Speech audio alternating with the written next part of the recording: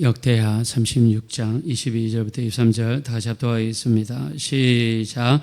바사의 고레스 왕 원년에 여호와께서 에레미야의 입으로 하신 말씀을 이루시려고 여호와께서 바사의 고레스 왕의 마음을 감동시키심에 그가 온 나라에 공포도 하고 조소도 내려 이르되 바사왕 고레스가 이같이 말하노니 하늘의 신 여호와께서 세상 만국을 내게 주셨고 나에게 명령하여 유다 예루살렘 성전을 건축하라 하셨나니 너희 중에 그의 백성된 자는 다 올라갈지어다. 너희 하나님 여호와께서 함께 하시기를 원하노라 하였더라. 아멘. 네, 어제까지 우리가 남쪽 유다의 마지막 왕이었던 시드기야 왕에 대해서 말씀을 나눴습니다. 시드기야는 왕위에 올라서 11년 동안 즉위를 하였지만 그는 시대의 표적도 분별하지 못했습니다. 나라가 얼마나 위험한 지경에 있는지를 알지를 못했습니다. 더 나아가서 영적으로 얼마나 비참하고 처참한지를 깨닫지를 못했습니다. 자, 위에 있는 왕들 요아스 애굽에 의해서 끌려갔습니다. 요야김 바벨론에 의해서 끌려갔습니다. 요야긴 바벨론에 의해서 또 끌려갔습니다. 요야김 왕 시대에 바벨론이 첫 번째 침략을 합니다. 첫 번째 침략을 해서 나라에서 똑똑한 젊은이들을 다 끌고 갔습니다. 이때 끌려갔던 사람이 다니엘, 사드락과 메삭과 아벳느고, 에스겔과 같은 아주 출중한 젊은이들이 끌려갔습니다. 두 번째 요야긴 왕 시대에는 기술자들을 끌고 갔습니다. 나라에 기술이 있는 사람들, 재능 있는 사람들을 끌고 가서 바벨론을 건국하는데 쓰기 위해서 끌고 갔습니다. 자, 그리고 마지막으로 바벨론이 세운 왕이 시드기야 왕입니다. 시드기야 왕은 하나님 앞에 불순종하고 우상을 섬기고 그래서 에레미야 선지자를 하나님이 보내셔서 경고하셨습니다. 그렇게 살면 안 된다. 나라가 망한다. 제발 돌아오라고 에레미야는 눈물을 흘리면서 경고의 말을 전했습니다. 그러나 시드기야는 돌아오지 않았습니다. 하나님께서 느부갓네살 왕을 통해서 시드기야 왕에게 사신을 보내가지고 너희 나라와 우리나라 사이에 동맹을 맺자. 우리나라에 충성하면 우리가 지켜주겠다. 바벨론이 그때 당시에 이 중동 지방에서 맹주국이었거든요. 그럼에도 시드기야는 겉으로는 하겠습니다 해놓고는 뒤로는 애굽과 가까이 하고 애굽에게 사신을 보내고 군사를 보내주세요, 말을 보내주세요 하면서 애굽에게 손을 벌렸습니다. 여기에 대해서 느부갓네살 왕이 화가 나서 마지막 3차 침입을 감행하게 됩니다. 세 번째 쳐들어와서는요, 물불 가리지 않고 사람들을 죽였습니다. 성을 불태우고 예루살렘 성전을 불태우고 수많은 사람들을 죽였습니다. 시드기야 왕은 자기 앞에서 두 아들이 죽임을 당하는 것을 지켜봤습니다. 그리고 자기는 쇠사슬에 매어서 예루살렘에서 그 먼 바벨론까지 쇠사슬에 묶여서 끌려가는 비참한 신세가 되었습니다. 그리고 남쪽 유다는 망해버리고 말았습니다. 하나님께서 수많은 선지자들을 보내셔서 시드기야에게 돌아오라고 외쳤지만은 시드기야도 무시했고 백성들도 무시했고 제사장들, 대제사장들도 하나님을 떠나가지고 우상을 숭배했다 그랬습니다. 영적인 함정이죠. 우리도 자칫 잘못하면 너무 현실에 안주하고 생활에 안주하고 영적인 것을 가까이 하지 않고 기도와 말씀을 가까이 하지 않으면 우리도 똑같이 그렇게 될 수 있습니다. 그 많은 경고를 듣지 않았던 시드기야는 결국에 멸망을 해버리고 말았습니다. 자, 우리가 요야김 1차 침입, 요야긴 시대의 2차 침입, 시드기야 왕 시대의 3차 침입을 받으면서 백성들은 공포에 떨었고 하나님은 어디에 계신가?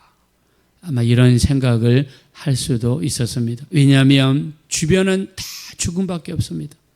사람들이 칼에 죽임을 당하고 애굽이 쳐들어와서 백성들 힘들게 하고 애굽이 떠나니까 바벨론이 2번이나 쳐들어와서 힘들게 하고 마지막 3번째 쳐들어왔을 때는 온 나라가 쑥대밭이 되어가지고 망해버리고 말았습니다. 이때 하나님께서는 이스라엘 백성들에게 소망의 말씀을 선포합니다.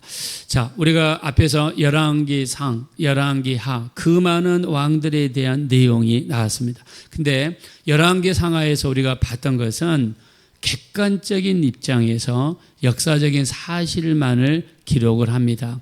왕이 태어났습니다. 이런 일을 했습니다. 죽었습니다. 이런 업적을 남겼습니다. 근데 역대상, 역대하를 기록한 사람은 에스라죠. 에스라는 학사입니다. 성경을 연구하고 살피는 사람이죠. 에스라는 이 2번째 포로 기한 때 백성들을 데리고 바벨론에서 돌아오는데 앞장섰던 사람입니다. 그리고 그가 기록했던 성경이 역대상, 역대하, 에스라, 느헤미야를 기록하면서 우리가 어떻게 하면 하나님을 떠나지 않을 수 있는가?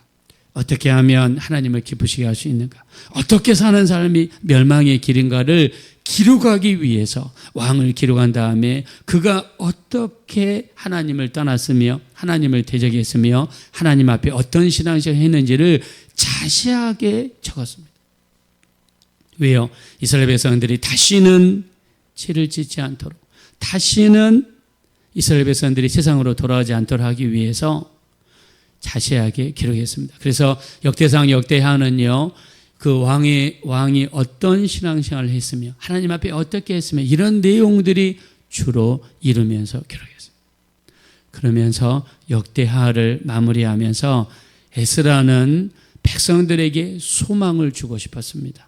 그 소망이 무엇이냐면 하나님은 우리를 징계하시고 우리를 심판하시지만 때가 되면 반드시 백성들을 돌아오게 하시고 우리를 다시 이렇게 세워주시고 무너진 성읍을 이렇게 세워주시고 성전을 다시 재건되게 하시며 우리에게 소망을 주시는 분이 하나님이시라는 것을 백성들에게 이야기해 주고 싶었습니다. 그에 대한 내용이 오늘 성경에 나와 있는 본문입니다. 자, 우리 본문 말씀 돌아가겠습니다. 22절입니다. 다 같이 읽겠습니다. 시작.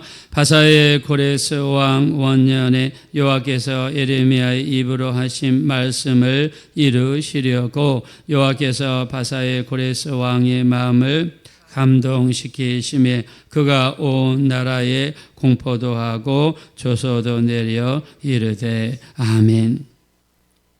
자, 예레미야를 통해서 하신 하나님의 예언은요, 70년이 차면 바벨론에 끌려갔던 이스라엘 백성들이 다시 예루살렘으로 돌아오게 될 것이라는 예언입니다. 이게 예레미야의 예언이었어요. 하나님께서는 이 예언을 이루시기 위해서 고레스라고 하는 바사 제국, 우리가 페르시아 제국, 즉 바벨론 다음에 새로운 제국이 등장했는데 페르시아라는 나라가 등장했습니다.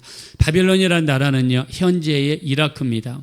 유프라테스 강을 중심으로 해서 거기에 큰 성을 만들고 중동 지방에 제국을 건설했습니다. 자, 그런데 바벨론 이 제국을 무너뜨린 새로운 제국이 나타나는데 페르시아 제국입니다. 페르시아 제국은 현재 이란입니다. 이란을 중심으로 해서 한 나라가 제국이 만들어지고 중동에 새로운 맹주가 등장을 했는데 그게 페르시아입니다. 페르시아를 일으키는 왕은 고레스입니다. 고레스는요, 원래 메데라고 하는 나라의 왕자로 태어났습니다.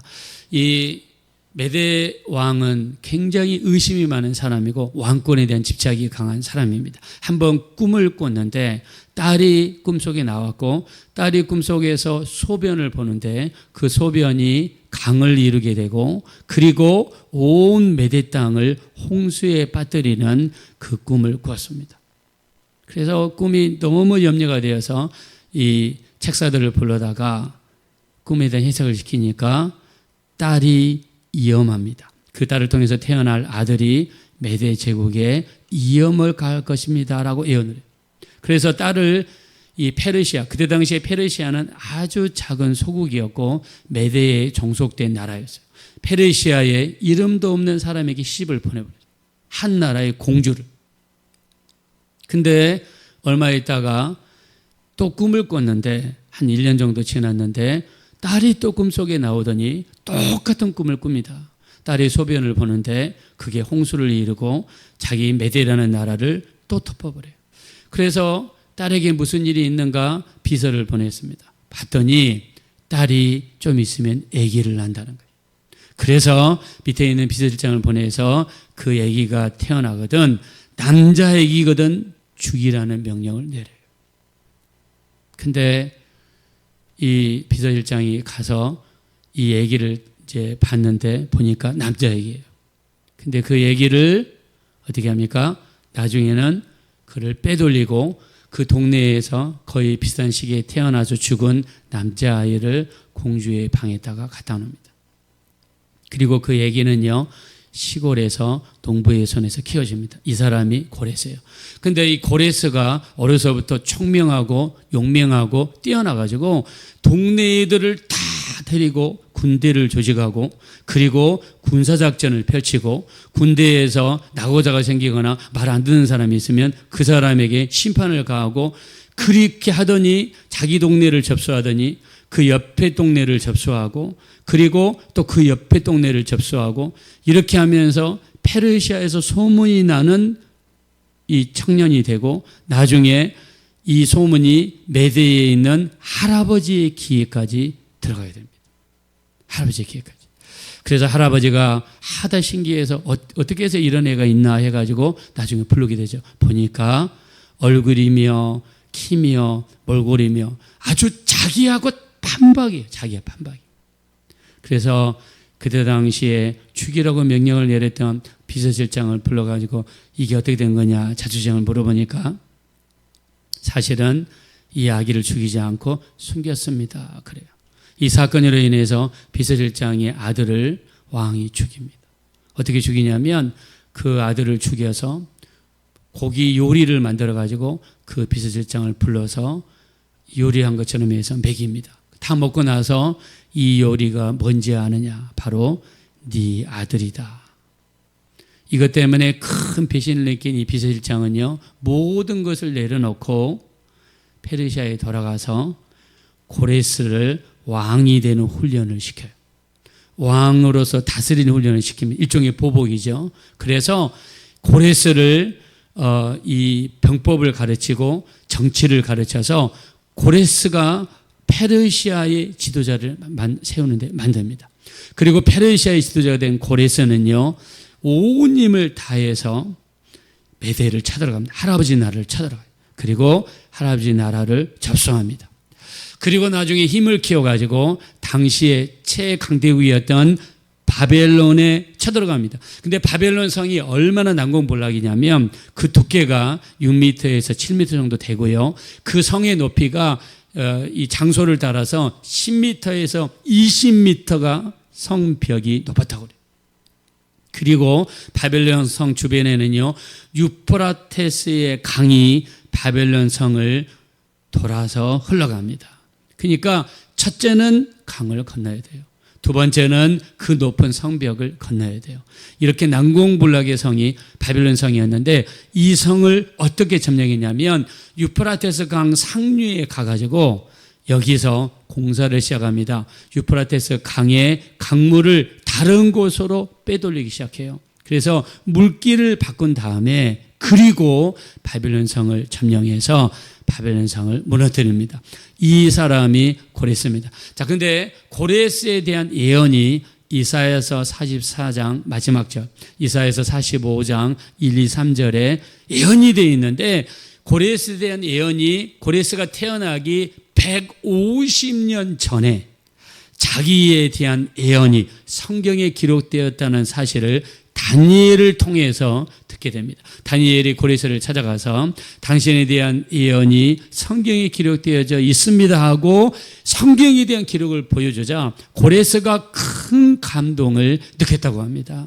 너희 하나님이 진정한 하나님이시고 나에 대한 예언을 했구나 라고 하면서 고레스가 변화되고 고레스가 받은 사명은 이스라엘 백성들을 예루살렘으로 돌려보내고 그리고 예루살렘의 성전을 지을 수 있도록 모든 조치를 다 해주고 은혜를 베풀어 줬습니다. 할렐루야. 자, 하나님께서는요, 우리가 이제 항상 우리가 어려움만 당할 수 있도록 하나님 인도하지 않습니다. 우리 하나님은 어떤 하나님이십니까? 우리 에레미야 29장 11절에 너희를 향한 내 생각은 내가 하나니 재앙이 아니라 소망이요 너희 장래에 재앙이 아니라 평강이요 너희 장래에 소망을 주려 하는 생각이라. 너희는 내게 부르짖으며 내게 와서 기도하면 내가 너희 기도를 들을 것이요 너희가 전심으로 나를 찾고 찾으면 나를 만나리라 말씀하여 주셨습니다. 우리 하나님은 좋으신 하나님입니다. 우리 예수님이 이 땅에 오셔서 이렇게 말씀하셨죠. 마태복음 7장 7절부터 11절 구하라 그래야면 주실 것이요 찾으라 그러면 찾을 것이요 두드려라 그러면 열릴 것이니 구하는 이마다 받을 것이요 찾는 이가 찾을 것이요 두드리는 이에게 열릴 것이니라. 너희 중에 누가 아들이 떡을 달라 하면 돌을 줄 사람이 있으며 생선을 달라 하면 뱀을 줄 자가 있겠느냐. 너희가 악한 자라도 좋은 곳으로 자식에게 줄 알거든 하물며 하늘에 계신 너희 아버지께서 구하는 자에게 좋은 것을 주시지 않겠느냐 하시니라. 할렐루야. 우리 하나님은 세상에 악한 아비라도 자식에게는 좋은 걸 준다고 그랬어요. 하물며 하늘에 계신 아버지께서 좋은 것을 주지 않겠느냐. 우리 하나님은 우리에게 좋은 것을 주시는 좋은 하나님이 되시는 줄로 믿습니다.